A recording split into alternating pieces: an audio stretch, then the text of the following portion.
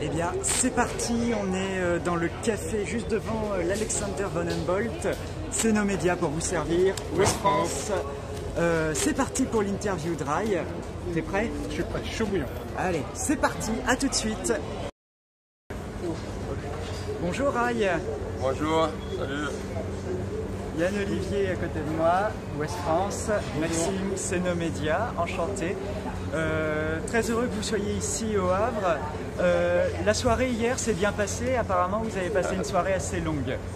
Très bien passé. Ouais, bon, heureusement qu'on a démarré tôt, donc ça n'a pas terminé dans la nuit. Je devais dormir avant minuit, mais visiter les bateaux et surtout, il y avait un bateau brésilien qui s'appelle Cisne Branco. On était très bien reçus là-bas.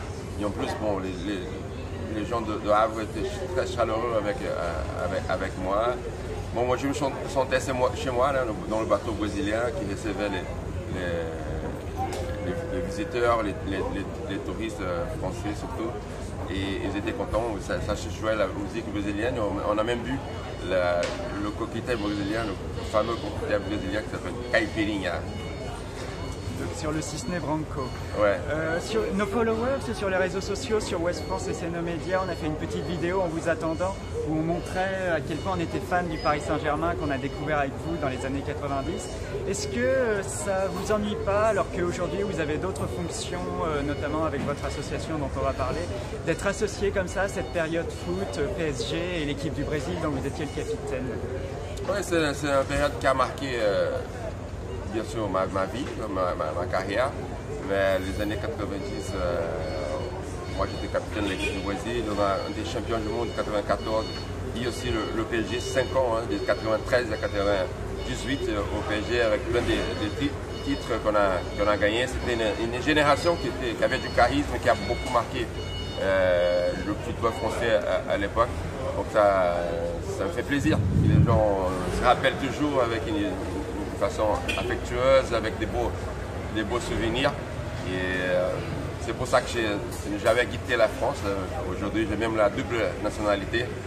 Et j'ai ma fille qui habite en France, donc je me sens chez moi et ça me fait plaisir que les gens se rappellent d'une façon positive de cette époque. Vous avez parlé de Paris et je crois qu'aujourd'hui c'est encore quelque chose qui est très présent chez vous, mais vous n'avez pas hésité à retourner au Brésil pour créer quelque chose, pour créer une association, Golden Letra, qui avait des valeurs en fait. Qu'est-ce qui vous a poussé à sortir de cette justement de votre habitude finalement pour aller créer quelque chose dans votre pays? Qu'est-ce qui vous motivait à l'époque? C'était quoi? Bon, déjà, j'ai deux principales raisons. C'est une, je me sentir privilégié d'avoir eu cette opportunité, d'avoir une belle carrière, un succès. Et jeune encore, hein. Je suis rentré au Brésil, j'avais 33 ans encore. Et en arrivant au Brésil, j'ai vu que le Brésil continuait à un pays très injuste avec beaucoup de régions pauvres, même si c'est un pays riche en général. On a plein de choses encore à mettre notre pays un peu plus juste au niveau social. Donc je voulais avoir une action sur le terrain pour donner des opportunités aux enfants. Et aujourd'hui, c'est 15 000 enfants et jeunes qui sont passés dans nos centres. C'est de retenir d'éducation, du sport, de formation vers l'emploi. Ça a changé leur vie, changé le quartier. Et on a des très bons résultats. Le football de l'État existe presque 19 ans déjà. Et avec des très bons résultats, on va continuer. Aujourd'hui, même si on a une bonne équipe à Golden Letra qui continue le travail, moi j'ai fait partie aussi. Et aujourd'hui, j'ai d'autres choses à côté. Bon, j'ai une société de marketing sportif.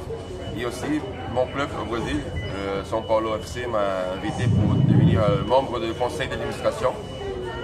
Donc aujourd'hui, je suis revenu un peu dans le foot, plus une vision stratégique du club de moyen long terme. Mais ça me fait plaisir aussi de retourner au monde du football au Brésil. Je crois que vous avez fait des études de philosophie, ça m'a surpris quand j'ai appris ça. Ouais. Qu'est-ce que ça vous apporte et pourquoi est-ce que vous êtes lancé dans ces études-là?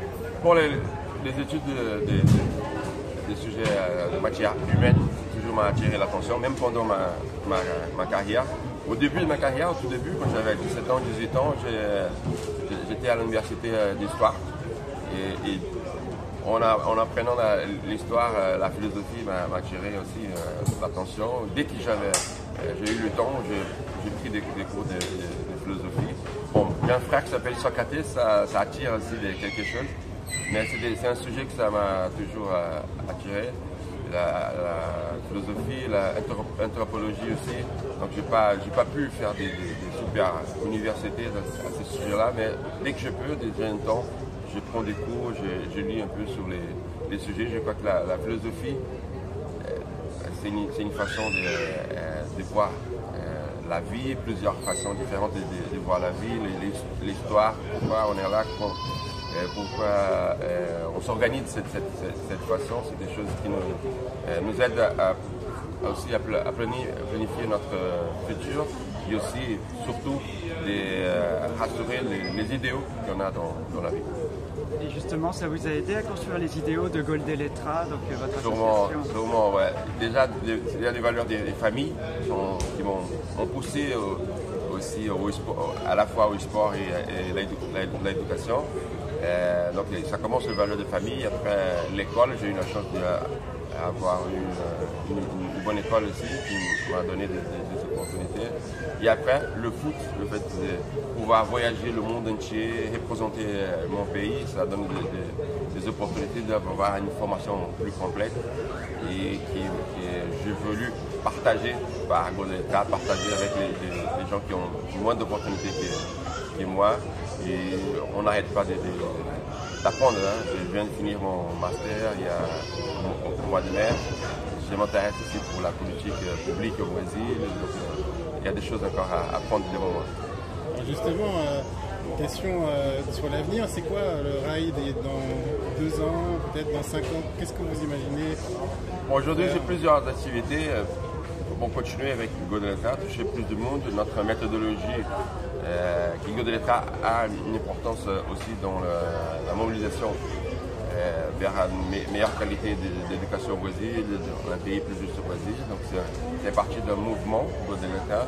De l'autre côté, j'ai fondé une association qui s'appelle Athlètes pour le Brésil.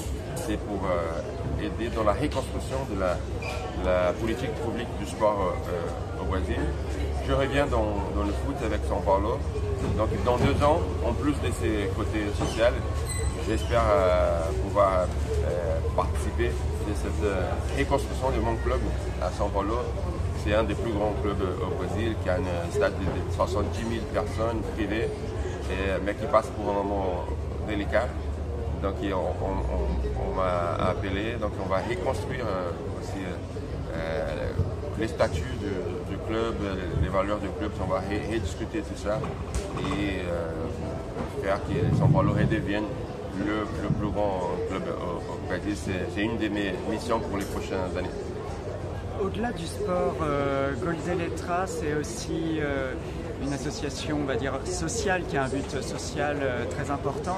On sait, nous on voit ça de loin en France, mais la situation au Brésil apparemment est assez mauvaise, la situation économique et sociale. En quoi vous participez justement à la reconstruction du Brésil, à l'aide aux personnes, aux habitants qui se trouvent là-bas?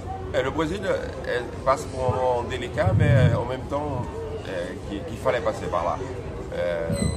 C'était un pays, comme on connaît dans le tiers-monde, qui a eu toujours beaucoup de corruption, mais on le savait, on ne savait pas à la profondeur, mais dans le passé, ça ne se passait à rien, ça continuait.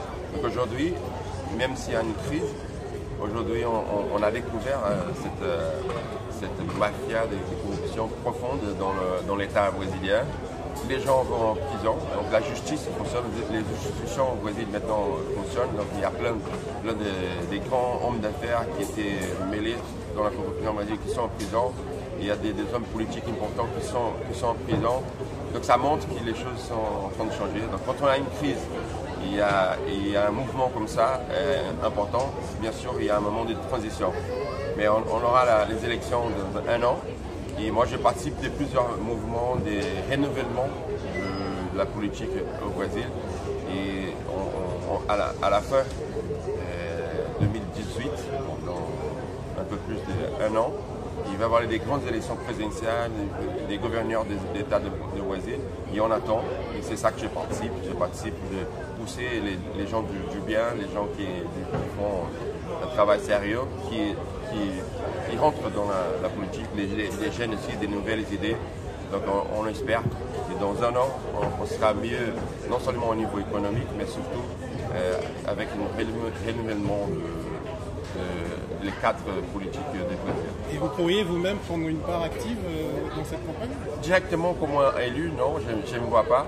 Mais comme je suis activiste, on peut dire, avec les de l'État, d'autres mouvements que je fais partie, je crois que c'est ma façon de faire la politique. Mais j'ai plein d'amis qui sont bien placés pour ça, que je vais les soutenir. Bien, pour moi, c'est bon. Bien, merci Rai de nous avoir rapporté ces quelques minutes. Très sympa. Je vous en prie, c'est un plaisir. Et j'espère vous voir bientôt ici au Havre, encore une fois. Il fait beau en plus, c'est sympa. Le soleil du bois. À bientôt, Rai. À bientôt, Rai. Merci.